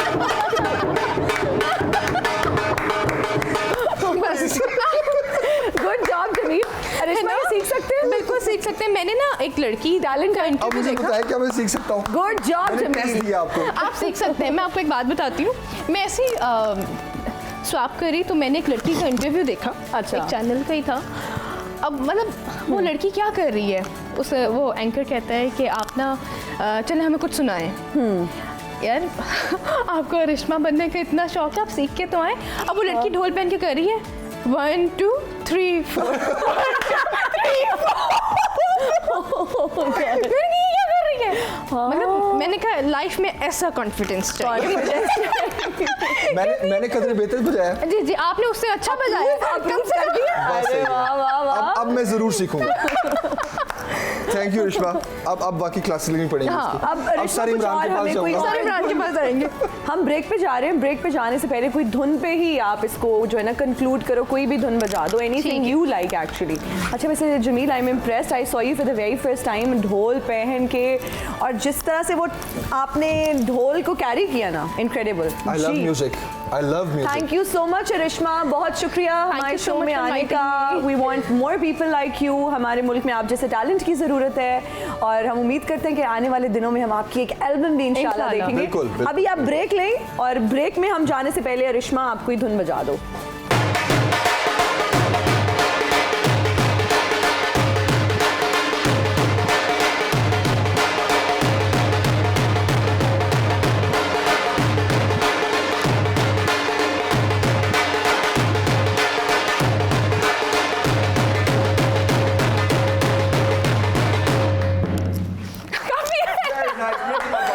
Stay with us. Welcome to Suno Pakistan. जनाब बाबा गुरु नानक का जन्मदिन है और सिख यात्रियों की पहली खुसूसी ट्रेन ननकाना साहब पहुंच गई है। बाबा गुरु नानक के 553वीं जन्मदिन की मरकजी तकरीब आज गुरुद्वारा जन्म स्थान ननकाना साहब में होगी। इस मुतालिक हम अपने नुमाइंदे तारिक महमूद से डिटेल्स भी जानेंगे, कितनी बड़ी तादाद में सिख यात्री वहाँ पर आए हैं और इंतज़ामात कैसे हैं। लेकिन उससे पहले एक तफसीली रिपोर्ट देखते हैं। ननकाना साहब में सिखों के रूहानी पेशवा बाबा गुरु नानक के जन्मदिन की तकरीबात के दूसरे रोज भी हजारों सिख यात्रियों ने शिरकत की। भारत, बरतानिया और कनाडा समेत मुख्तलिफ ममालिक से हजारों सिख यात्री पाकिस्तान पहुँचे हैं। यात्रियों ने सिक्योरिटी इंतजामात पर इत्मीनान का इजहार किया और मेहमान नवाजी को सराहा। ਜਦੋਂ ਬਾਰਡਰ ਕ੍ਰਾਸ ਕੀਤਾ ਜੀ, ਸਭ ਤੋਂ ਪਹਿਲਾਂ ਤਾਂ ਆਰਮੀ ਦਾ ਵਤੀਰਾ ਬਹੁਤ ਵਧੀਆ ਸੀ, ਬੜੇ ਪਿਆਰ ਨਾਲ ਗੱਲ ਕਰਦੇ ਸੀ। ਇੱਥੇ ਦਾ ਮਾਹੌਲ ਬਹੁਤ ਅੱਛਾ ਹੈ, ਬਹੁਤ ਪ੍ਰਬੰਧ ਆ ਸਾਡੇ ਲਈ ਤਾਂ ਸਪੈਸ਼ਲੀ ਬਹੁਤ ਅੱਛਾ ਆ, ਕਿਉਂਕਿ ਸਾਨੂੰ ਤਾਂ ਥਾਂ ਸਿਕਿਉਰਿਟੀ ਮਿਲੀ ਹੋਈ ਹੈ, ਜਿੱਥੇ ਅਸੀਂ ਰਹਿੰਦੇ ਉੱਥੇ ਵੀ ਸਾਡੇ ਕੋਲ ਸਿਕਿਉਰਿਟੀ ਆ। जन्मदिन तकरीबात की खास बात लंगर का एहतमाम है, जिसे खवातीन और मर्द यात्री मिलकर रजाकाराना तौर पर अंजाम देते हैं। सिख यात्री स्पेशल बसों में सच्चा सौदा यात्रा के लिए फारूकाबाद गए। उन्हें पुलिस की जानिब से मुकम्मल सिक्योरिटी फराहम की गई। तारिक चौधरी, नुमाइंदा सुनो टीवी, ननकाना साहब। और अभी हमारे नुमाइंदा तारिक महमूद हमारे साथ मौजूद है ननकाना साहब से। उनसे भी हम रब्ता करने की कोशिश कर रहे हैं अभी, और उनसे जानेंगे कि क्या इंतजामात वहाँ पर हो रहे हैं सालगिरह के मौका पर, किस तरह से सिख यात्री आ रहे हैं, किस तादाद में आ रहे हैं, और क्या उनकी जो रसूमात हैं वो होती हैं इस मौका पर। तो उनसे कनेक्ट करने की हम कोशिश कर रहे हैं। जैसे ही हमारा रब्ता होता है हम आपको भी बताते हैं। बिल्कुल, पूरे मुल्क से सिख यात्री जो हैं वो बाबा गुरु नानक के जन्मदिन की जो तकरीबात होती हैं उसमें शिरकत करते हैं। और इंडिया में बहुत बड़ी तादाद में सिख यात्री हैं जो पाकिस्तान आते हैं। तो करतारपुर राहदारी जो है वो भी पाकिस्तान का एक बहुत बड़ा मंसूबा था जो तकमील तक पहुंचा, और हज़ारों की तादाद में जो है वो सिख यात्री तब भी जो है वो पाकिस्तान आते थे। बिल्कुल, और बहुत अच्छा ये इनिशिएटिव था जी। हमारे नुमाइंदा हमारे साथ मौजूद हैं जी तारिक महमूद साहब, और तारिक महमूद साहब से जानते हैं कि क्या इंतजामात हैं सालगिरह के मौका पर ननकाना साहब में। इस तरह है कि हर साल ननकाना साहब में नवंबर में बाबा जी का जन्मदिन मनाया जाता है जी। इसमें भारत समेत दुनिया भर से, जिसमें कनाडा, इंग्लैंड और ऑस्ट्रेलिया वगैरह से सिख यात्री आते हैं। तो यहाँ पे महकमा औकाफ जो है ना वो लंगर का इंतजाम करता है। इसके अलावा ट्रांसपोर्टेशन और जो रहने सहने की तमाम सहूलियत दी जाती हैं। आज नगर कीर्तन का जुलूस निकल रहा है। मैं थोड़ा सा लेट हो गया था उसमें जाने के लिए, फिर चल रहा था। तो और आज नगर कीर्तन का जुलूस निकलेगा जो 6 गुरुद्वारों से होता हुआ वापस गुरुद्वारा जन्म स्थान में जाके खत्म होगा। अखंड पाठ से इस तकरीबात की जो शुरुआत हुई थी और ये भोग पे जाके खत्म होगी। तारिक, किन किन तकरीबात का एहतमाम किया जाता है? ये इस तरह है कि जी जब जिस दिन ये तकरीबा शुरू होती हैं उस दिन अखंड पाठ से इसका शुरुआत होती है, जिसमें दुनिया भर से ऐसे यात्री हिस्सा लेते हैं। अखंड पाठ वो जो इनका ग्रंथ साहिब है उसका पाठ शुरू होता है और जो 8 तारीख आज खत्म होगा। आज खत्म होने के बाद भोग का तकरीब होगी और उसके बाद अरदास होगी। दुनिया भर से जो सिख यात्री आए हैं उसमें पाकिस्तान की सलामती के लिए दवाएं होंगी और दीगर दवाएं भी होगी। उसके बाद ये दिल्ली इंतजामिया की तरफ से आतिशबाजी का भी बेहतरीन इंतजाम किया गया है, 15 से 20 मिनट तक जारी रहेगा। ठीक है तारिक, ये भी बताइएगा कि इस साल किस तादाद में जो है सिख यात्री आए हैं पाकिस्तान में और अभी और कितने मजीद सिख यात्री जो हैं उनके आने का इम्कान है? इस साल जी भारत से जो हमें महकमा औकाफ से इतलात मिली हैं उसके मुताबिक 2366 सिख यात्री आए हैं और इसके अलावा जो भारत के अलावा जो कनाडा और इंग्लैंड और ऑस्ट्रेलिया और दीगर ममालिक से आए हैं उनकी तादाद भी काफ़ी है। इसके अलावा जो मकामी है सिख और खतरी जो हिंदू जो कराची से आते हैं उनकी तादाद भी बहुत काफ़ी है। तकरीबन 15-20 हज़ार के करीब टोटल ये गैदरिंग इनकी हो जाती है जी। ठीक है तारिक, ये भी बताइएगा कि ये रसूमात ये कितने दिन तक जारी रहती हैं? ये 6 तारीख को शुरू हुई थी, 3 रोज की तकरीबात होती हैं जी। 6 तारीख को शुरू हुई थी अखंड पाठ से और आज तीसरा दिन है। आज नगर कीर्तन का जुलूस निकाला जाएगा और उसमें ये जितने शहर में गुरुद्वारे हैं हिंदुस्तान के अलावा 6 गुरुद्वारे हैं, 6 गुरुद्वारों में ये यात्रा के लिए जाएंगे और शाम को जब वापसी होगी 12 बजे के बाद भोग का रस्म तकरीबात होंगी और उसके बाद अरदास होगी और उसके साथ ये तकरीब का इख्तिताम हो जाएगा। बिल्कुल सही, बिल्कुल सही। तारिक महमूद, बहुत शुक्रिया, आपने हमें अपडेट किया। और जिस 3 दिन ये तकरीबात जारी रहती हैं और मुख्तलिफ रसूमात की अदायगी की जाती है सिख यात्रियों की जानिब से।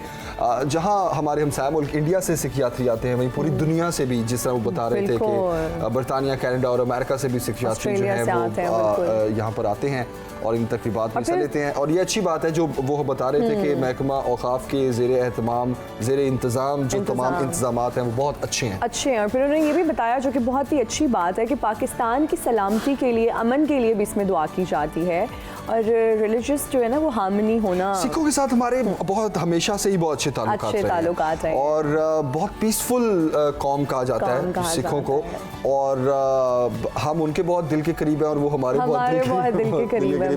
और मैं हिना ये जो हमारी कल्चरल जो है ना ज़बानें लाइक पंजाबी, सराइकी, वो मुझे अगर पूरी दुनिया में अगर कोई ज़बान पसंद है ना तो वो सिखों की पंजाबी जो है ना, आई लव दैट पंजाबी। वो पंजाबी हम नहीं बोलते, हम लाइक हमारी पंजाबी थोड़ी डिफरेंट है। वो उस पंजाबी का मैं इतना फैन हूँ कि मेरा दिल करता है कि मैं वो वाली पंजाबी बोलूं। क्या हम उस पंजाबी को असल पंजाबी कह सकते हैं कि असल पंजाबी वो ही बोलते हैं? बिल्कुल बिल्कुल बिल्कुल बिल्कुल। वो हमें लेकिन फिल्म्स वगैरह में ही देखने का मौका मिलता है जी। हाँ, फिल्म वगैरह पार्टीशन से पहले जब हम सब इकट्ठे रहते थे तो ये वाली जो पंजाबी थी बेसिकली पंजाब में ये वाली पंजाबी बोली जाती थी ना।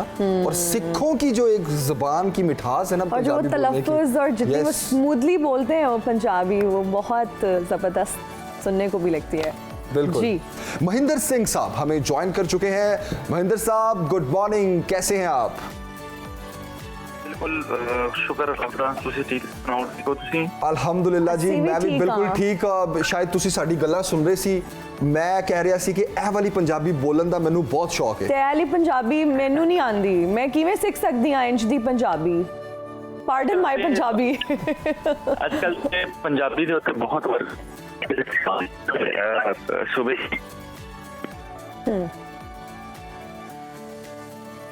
आवाज में इशू है शायद। आवाज में बिल्कुल इशू है। महिंदर साहब आवाज आ रही है? ये आवाज आ रही है? जी बिल्कुल आ रही है। हाँ जी हाँ जी हाँ जी, क्या कह रहे थे आप? मैं कहते पंजाब ਦੇ ਵਿੱਚ ਪੰਜਾਬੀ ਜ਼ੁਬਾਨ ਨੂੰ ਲੈ ਕੇ ਬਹੁਤ ਕੁਝ ਹੋ ਰਿਹਾ ਹੈ और बहुत प्रमोट किया जा रहा है पंजाबी ਜ਼ੁਬਾਨ ਨੂੰ। हाँ जी बिल्कुल बिल्कुल, प्रमोट भी किया जा रहा है। पूरी दुनिया इच जेड़े पाकिस्तानी भी ने ना पंजाबी ਉਹਨਾਂ ਦੀ ਵੀ ਕੋਸ਼ਿਸ਼ ਇਹੀ ਹੁੰਦੀ ਹੈ ਕਿ ਸਿੱਖਾਂ ਦੀ ਜ਼ੁਬਾਨ ਤੋਂ ਜਿਹੜੇ ਅਲਫਾਜ਼ ਨਿਕਲਦੇ ਨੇ ਸ਼ਾਇਦ ਅਸੀਂ ਵੀ ਉਹ ਬੋਲ ਸਕੀਏ, ਲੇਕਿਨ ਵਧੀਆ ਉਹ ਅਲਫਾਜ਼ ਉਹ ਬੋਲਦੇ ਨੇ। ਮੈਂ ਤੇ ਕਦੀ ਸੋਚ ਵੀ ਨਹੀਂ ਸਕਦੀ ਕਿ ਮੈਨੂੰ ਵੀ ਇੰਨੀ ਚੰਗੀ ਪੰਜਾਬੀ ਕਦੀ ਆ ਸਕਦੀ ਹੈ। ਮੈਨੂੰ ਦੱਸੋ ਮੈਂ ਕਿਵੇਂ ਸਿੱਖ ਸਕਦੀ ਆ ਪੰਜਾਬੀ? ਤੁਹਾਨੂੰ ਸਰਾਇਕੀ ਚੋਂ ਆਉਂਦੀ है?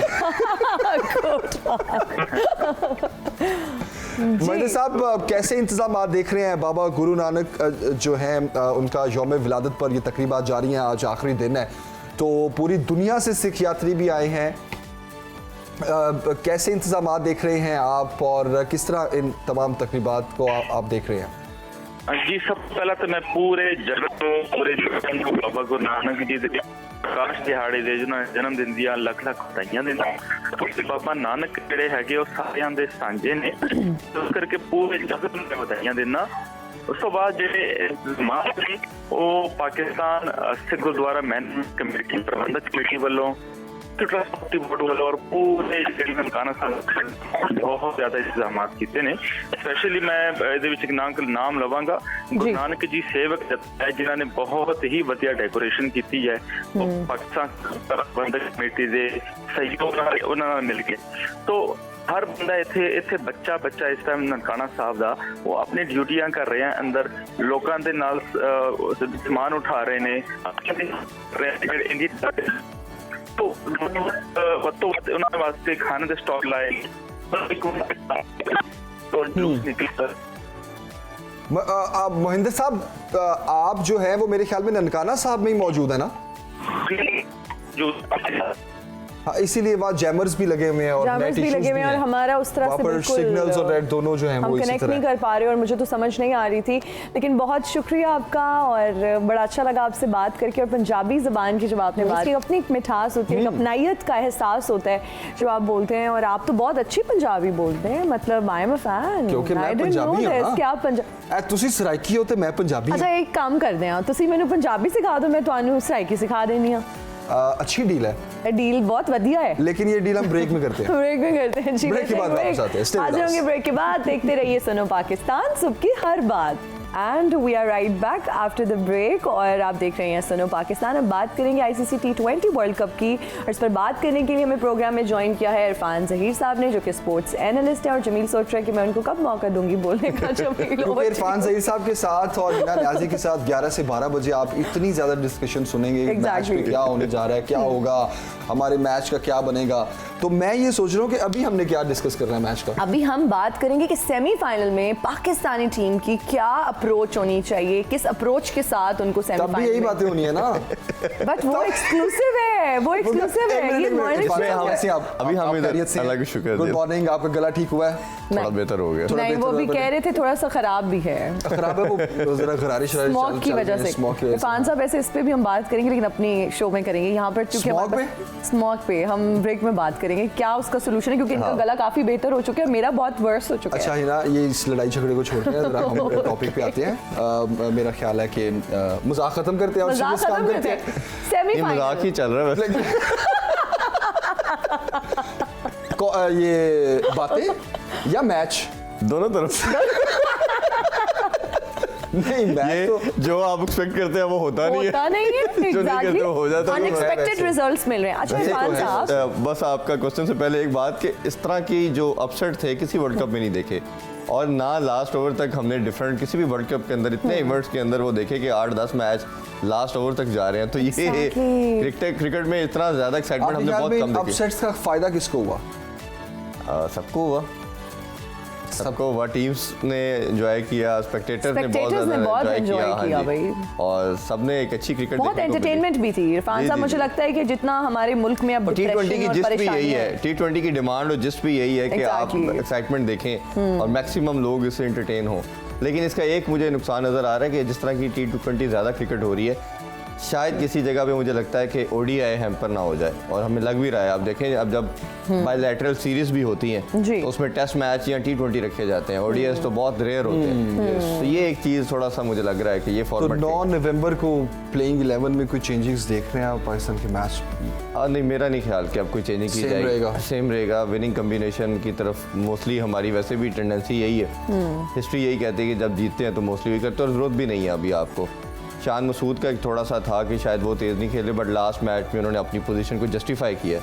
जिस तरह उन्होंने आके शुरू से इंटेंट शो की और जिस तरह उन्होंने गैप के अंदर शॉट्स खेली और हर बॉल पे रन्स किया उन्होंने, तो ये एक बड़ी खुशाइन चीज़ है। एक एजाज़ भी पाकिस्तान ने अपने नाम किया है कि सेमीफाइनल खेल छठी दफ़ा सेमीफाइनल में पहुंची है पाकिस्तान की टीम। कोई भी टीम इतनी दफ़ा नहीं पहुंची और ये भी सबसे बड़ा एजाज़ है। और एक इस पे एक और मैं कल स्टैट्स देख रहा था कि दुनिया भर में लीग क्रिकेट होती है जी। खासतौर पे भारत की बात करें तो IPL करवा रहा है, जब से IPL करवा रहा है तो भारत सिर्फ 2 दफ़ा पहुंचा है। तो ये भी एक देखने की चीज़ है कि भारत को ये लीग क्रिकेट जो दुनिया में की जा रही है, क्या उनकी टीम को या ओवरऑल ये बेनिफिट दे रही है। तो ये भी एक, इस पे भी क्वेश्चन मार्क आता है कि या फिर अगर यहाँ बेनिफिट नहीं हो रहा तो कहाँ हो रहा है, ये भी एक सवाल है। जी ये भी हो रहा है जो हम डिस्कस नहीं कर सकते। हाँ ऐसे ही। तो क्योंकि प्लेयर्स तो ऑफ कोर्स जब इंटरनेशनल प्लेयर्स खेल रहे हैं तो लोग उनको परफॉर्म करता हुआ ही देखना चाहते हैं। तो आपकी बात सही है कि वो प्लेयर्स और उन समेत और भी प्लेयर्स वो IPL में तो सही परफॉर्म कर रहे हैं और जब फाइनल मैचेस हैं तो उसमें वो परफॉर्म नहीं करते हैं। तो ये भी एक सवालिया निशान है। खैर पाकिस्तान जो पाकिस्तान का मैच होने जा रहा है, वेदर क्लियर है, उस दिन मैच हो रहा है। अभी तक तो फोरकास्ट मैंने देखी है, क्लियर ही आ रहा है मैच होगा। अगर लेट्स अज्यूम कि नहीं भी होता तो रिजर्व डे अवेलेबल है सेमीफाइनल और फाइनल के लिए भी। तो ये एक अच्छी चीज़ है कि हमें एटलीस्ट मैच देखने को मिलेगा। और पहली तो कोशिश ये होगी कि अगर लेट्स सपोज आपका मैच हो जाता है और अगर आपका 10 या 12 ओवर तक भी मैच हो गया तो अंपायर्स जाएंगे उसकी तरफ। अच्छा, अगर बिल्कुल ही नहीं हो पाता तो फिर आपका रिजर्व डे पे जाएगा। और अगर दूसरी पहली इनिंग्स हो जाती है और सेकंड इनिंग्स अगर आपकी 6 ओवर तक कंप्लीट हो जाए तो फिर भी मैच होता है। ये भी इसमें अच्छा, हाँ फिर वेट किया जाता है। वेट किया जाता है और अगर 6 ओवर तक हो जाए तो फिर डकवर्थ-लुईस मेथड आ जाता है। उसमें फिर आपका मैच का डिसीजन आ जाता है। और अगर बिल्कुल ही नहीं हो, 6 ओवर भी ना हो पाए तो फिर आपको ऑब्वियसली लास्ट ऑप्शन फिर हाँ जी वो रिजर्व डे पे जाएगा। ओके। तो ये स्पेक्टेटर के लिए अच्छी चीज़ है कि व्यूअर्स मैच एटलीस्ट जरूर देखेंगे। तो T20 है ना, तो कहीं भी उनको विंडो मिली तो उन्होंने मैच करवा दिया। फैन सही साहब बैटिंग लाइन में कोई चेंजेस नहीं देख रहे, ओपनर जो है वो ही रहेंगे, आपको लग रहा है बाबर और रिजवान? आपको ओपनर पे क्यों एतराज है? मुझे बहुत शदीद एतराज है। आप नॉलेज देखें, आप कैसे जबरदस्त किस्म की वो चीजें आपको बताती है। आप हाँ ना, मोहम्मद हारिस को क्यों नहीं मौका दे रहे भाई? देखिए मोहम्मद हारिस को मुझे लगता है अगर ओपन करते हैं मैथ्यू हेडन की जगह नेक्स्ट कंसल्टेंट हिना हो सकती है। Thank you for this wonderful words. बिल्कुल ठीक क्वेश्चन है आपका। सिर्फ यही एक आपको वीकर लिंक नजर आ रहा है। स्क्वाड में कोई चेंजिंग नहीं चाहिए। हमने जिस तरह कल भी शायद बात की थी कि हम बॉलिंग लाइन पे क्यों नहीं बात करते एग्जैक्टली कि उसको चेंज करना चाहिए, इसको पहले करना चाहिए, इसको नहीं करना चाहिए, क्योंकि वो आपका कंप्लीट पैकेज बन चुका है। एब्सोल्युटली। सिर्फ आपका बैटिंग में एक लूप होल नजर आ रहा है कि आपके ओपनर एक तो फॉर्म में नहीं है, दूसरा स्लो खेल रहे हैं, डबल आपको नुकसान चल रहा है। बिल्कुल। तो बाबर अगर थोड़ा सा अपनी जिद छोड़ दें, तो ईगो का मसला ना बनाए, नंबर 3 पे आ जाए और जो बच्चा हारिस जिस तरह परफॉर्म कर रहा है जी, अगर वो ओपन पे आके उसकी बैटिंग चल जाती है और आप एक बड़ा टोटल कर जाते हो, तो मेरा ख्याल है कि कोई सूरत मुझे नजर नहीं आ रही पाकिस्तान क्वालिफाई ना कर सके। ये वही बाबर हैं जो हमारे हीरो हैं और कुछ महीने अगर पीछे चले जाएं तो हर वक्त बाबर ही हो रही थी। नहीं, उसमें जमील आपकी बात ठीक है, पाकिस्तान बिल्कुल उसको हम रेट करते थे, वो रैंकिंग में भी नंबर 1 थे। बट मैंने आपको स्टैट जिससे शायद पहले भी शेयर किया था, अगर ये दोनों आउट नहीं होते तब भी आप 160 कर रहे हैं। तो मैं पूरे साल से क्रिटिसाइज कर रहा हूँ, ये एज ए ओपनर नहीं बनता इन दोनों का, तो ये पाकिस्तान के लिए बेनिफिशियल नहीं है। तो दोनों में से किसी एक को आना चाहिए। ज़राइस से तो ये भी खबरें आ रही हैं कि अब खतरे की घंटी जो है वो बाबर के सर पे मंडला रही है। अगर उन्होंने अच्छा नहीं परफॉर्म किया या वर्ल्ड कप अगर वो लेके चले जाते हैं फिर तो देखें कुछ हो सकता है। लेकिन अगर कल की न्यूज़ है ना, उसमें थोड़ी चेंज आ गई है। अब चेयरमैन साहब ने कहा जब सेमीफाइनल क्वालिफाई कर गए तो उन्होंने कहा जी बाबर मेरा कैप्टन है, अच्छा, you will remain the captain. उससे पहले जो आप बात कर रहे हो, कल से पहले तक यही थी, यही बात कि पूरा टीम मैनेजमेंट भी चेंज हो जाएगी, कैप्टन भी चेंज हो जाएगा, चेयरमैन, मैं भी यही कहता हूँ कि सिलेक्शन कमेटी चेंज हो जाएगी, तो वो सब कुछ आ रहा था। बट सेमीफाइनल पहुंचते साथ कल की न्यूज़ ये है कि उनको बैक किया गया है कि you will be the captain, confidence boost up हो, कहीं मोरल इनका नीचे ना जाए और वो करे। Captain is captain. आप देखें every day is not the same day, but captain should perform as well. Not a Sunday तो है ही है। मतलब आप ये कहें कि कैप्टन जो है वो हमेशा एक ही तरह का परफॉर्मेंस दे, ठीक है, हर मैच में आउटस्टैंडिंग हो, ऐसा नहीं। उसमें जमील देखिए, मैं बाबर की परफॉर्मेंस पे मैंने इतनी बात नहीं की, बिल्कुल मैंने उनकी कैप्टनसी पे बात की। कैप्टनसी के अंदर जिस तरह 2 मैच हम हारे हैं, वो सिर्फ मेरा मानना यह है कि पुअर डिसीजंस की वजह से हम हारे हैं। मैं उसकी छोटी सी एग्जांपल आपको देना चाहूँगा। वर्ल्ड कप का फाइनल था 92 का, अगर आप लोगों को भी याद हो, तो इंग्लैंड की बड़ी अच्छी पार्टनरशिप लग चुकी थी इयन लैम्ब की और नील फेयर ब्रदर की, वो बड़ी ज़बरदस्त दोनों कर रहे थे। हमें आज भी वो वसीम अकरम की 2 डिलीवरीज याद है, क्या किया था इमरान खान ने।